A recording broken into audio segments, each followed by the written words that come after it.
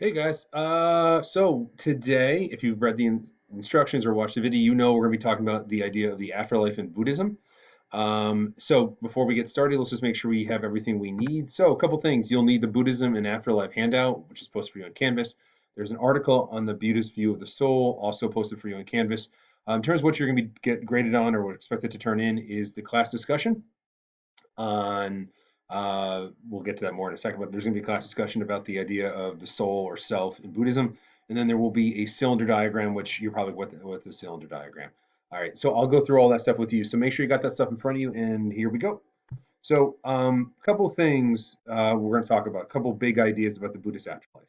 So broadly speaking, you want to know that they believe in this notion of rebirth, the idea that a person is reborn after they die and their next life is ultimately determined by their behavior in this life, right? This isn't new, right? This is not a completely foreign concept. We talked about this same idea in Hinduism, right? So, in fact, you see the word samsara, right? That expression is also used and applies to Hinduism as well. That the basically um, is that kind of back and forth. Now, here's the thing. Here's the word I'm not using, and I really want to stress this, and you might want to make sure you jot this down. Is I'm not using the word reincarnation. All right.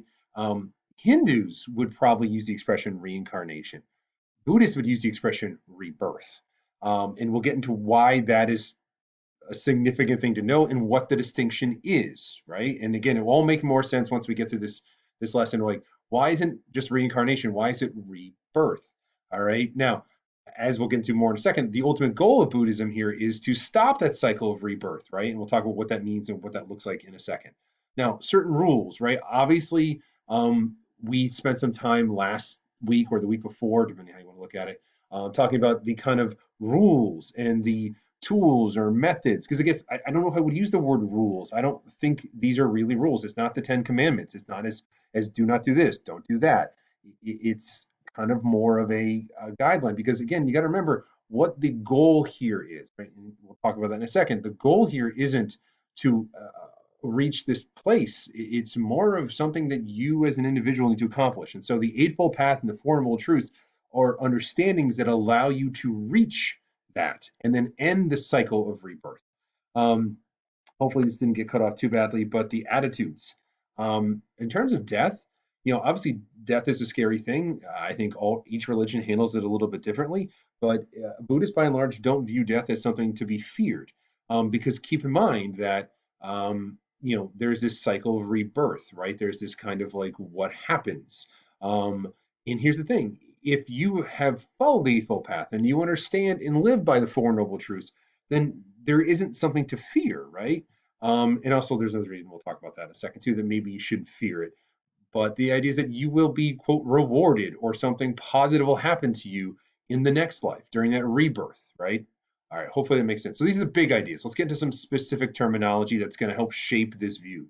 All right, so big ideas. So first of all, there's the expression called nirvana. Um, Now, nirvana has become this kind of, term that is used all over the world, right? It's not necessarily something that is used specifically just for Buddhists anymore. It has it's a euphemism, if you will. But here's the thing, right? It's an indescribable state that is the ultimate goal of all Buddhists. So no one really can describe what it is. All right. So it's interesting. We've talked now. It's our third religion we've talked about, right? We've talked about this, talked about moksha, which I would, if I was going to kind of describe these two things, I would say that's the one that probably most closely aligns with nirvana. And then we talked about in Judaism this idea that the afterlife and what happens after you die is kind of unknown and up for debate and up for discussion. Nobody knows. So it's interesting that these first three religions we talked about, the three oldest religions that we're going to talk about, all have this kind of like, eh, attitude about what the afterlife is, right?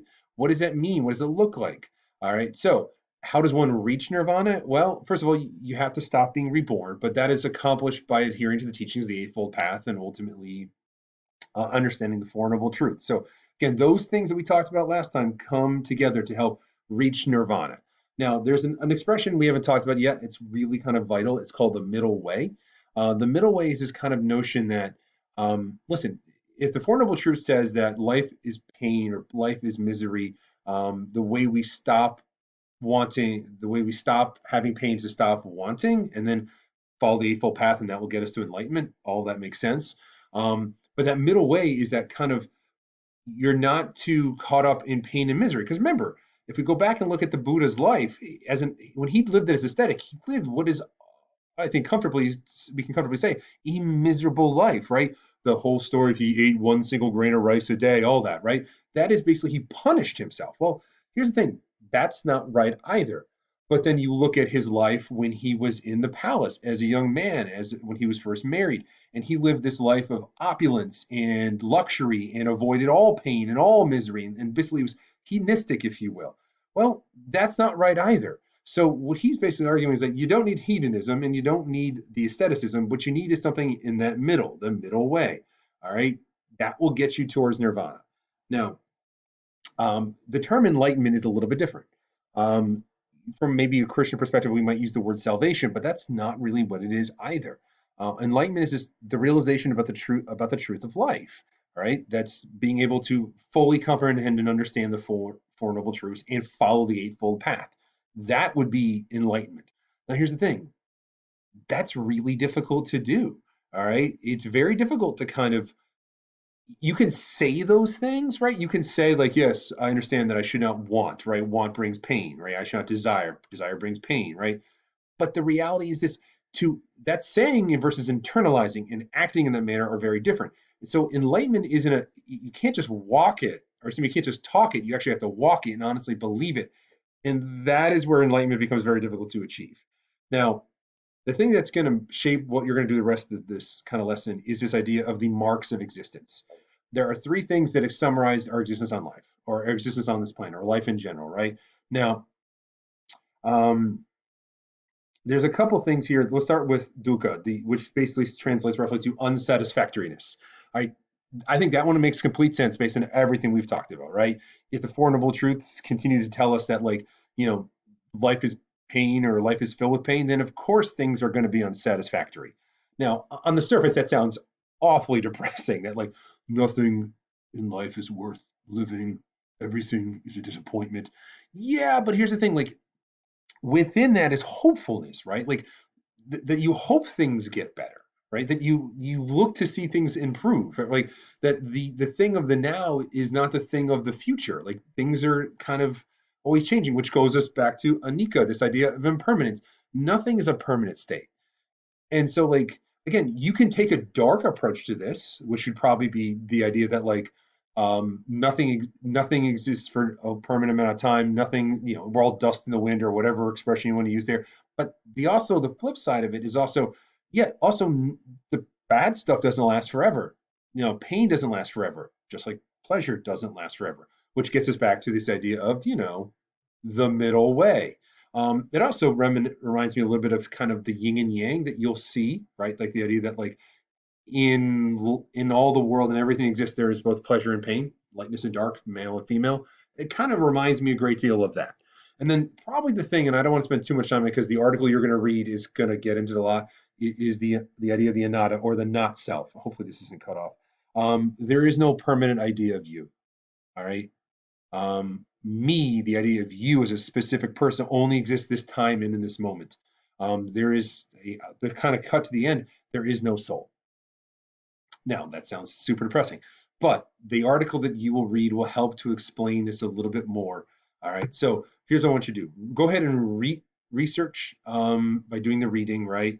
You're going to basically use the graphic organizer. Again, I don't have questions in there. They're more like topics that you should jot the ideas down on. And then you'll notice that I got the critical thinking questions. As I said in the instruction video, these are kind of designed to be more of a, get you thinking, kind of spur your thought process if we were in class, right? As I walk around the classroom and talk to you and see, hey, what do you think about this? Does that make sense to you? Those are just kind of questions I think to kind of give you that experience and not just kind of sit there on your own. Because to be perfectly honest, when you're done reading this is going to clash for the most part, with a lot of what we consider to be Western ideas or viewpoints on the idea of self or soul. So it's an interesting take and it's worth considering. Some go, I don't like it, and others go, I get it. All right, so go ahead and do that. And then the last thing you're going to do is that comparison piece, right? But I'll explain that more in a second. So go ahead and pause me, go do that, and let's come back.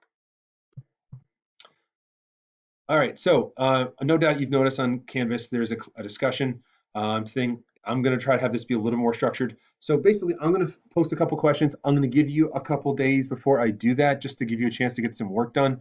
But the idea is that I want you to see the question, and then I want you to respond to the question based on what we've read. All right, the questions will probably be more in line with that stuff in that critical thinking section of your graphic organizer so that you guys can kind of like have some time to like spin your ideas and really talk and share. They're not going to be like um, they're not going to be questions designed to simply have you regurgitate information. They're questions to have you take what you should have learned and then process it and respond to me. And beyond you, let me move this so you can see it because I think it's probably blocking it. There we go. All right. Move. Cool. So your response ought to be about 100 words, give or take. It can be longer. Last time I had you do 300. That was pretty lengthy. I apologize. Figuring this out as we go. And then I want you to ask a question to a classmate, something that is concrete, something related to what they've said and also the text. Because again, this is complicated, heavy, weighty stuff. I would much rather be in the classroom with you as we do this so that we can have these kind of conversations and work our way through it together. But sadly enough, this is what we're doing. So that would be read, do the graphic organizer, do this, and then let's talk about the last thing I'm asking you to do. Oh, there we go. So move me over here again. Ooh, okay, cool. All right. So you're probably like, what's a cylinder diagram? Cool. Yeah, no, it's definitely not something you see a lot. So I gave you an example of over here. The idea is that like you take this big huge circle, right? That encompasses the whole topic. And then within it are smaller circles that are sub things, right? And so what you begin to do is you begin to take something like the idea of the afterlife. That might be your big circle here, right? And then you might take something like the view of the soul and make that another circle. But then here's the thing: you should have realized this by now. The view of the soul in Buddhism contrasts very sharply with Hinduism, right? And so what you're going to be doing with the cylinder diagram is basically doing this compare and contrast of these two faiths, right? And what's fascinating is this: there are definitely shared characteristics, right? This idea of kind of like dying and being reborn. The idea of kind of karma and dharma plays a large part in both of them. Moksha and nirvana, well, yeah, I'm not saying they're identical, but they do share some very similar principles, right? Certainly when you compare it to maybe what are Western views of the afterlife. So the idea is that you're going to kind of design this um, thing right here, but based off of a comparison of Hinduism and Buddhism. So I just gave you some things to consider, right? How they view the soul, the rules, all right, what happens after you die, right? The end goal, which is, I mean, we can kind of combine those two together, and views on death in general. So you're going to have to go back and look at your stuff on Hinduism. I know, how mean am I making you review stuff? All right, but if you did the review stuff that we talked about during that, like get comfortable with online instruction, you probably have a bunch of this stuff already sitting around. So it should be relatively easy to do. You don't have to go back and do tons of crazy stuff. So here's the thing. I'm sure you can do this digitally. I'm sure you can. If you want to hand draw it because you think that will be easier, by all means, you can do that and then take a picture and just upload the picture to Canvas. Now, besides having you kind of talk about these topics right here, sorry, you can't see my hand as I point to the screen. You should also be considering using very specific terminology, explaining things a little bit. Like you should really be demonstrating this kind of compare and contrast. All right. I'm hoping this makes sense. It's the first time I've tried this kind of processing tool. So hopefully it will work for you. If it doesn't, or if you're confused, please reach out to me. I'll get back to you as soon as I can. All right, guys. If you have questions, please let me know. Otherwise, good luck. Work on this, and in the next couple of days, you will see me posting some questions for you guys in a discussion board that I need you to springboard off and do. All right, I will see you guys later. Bye.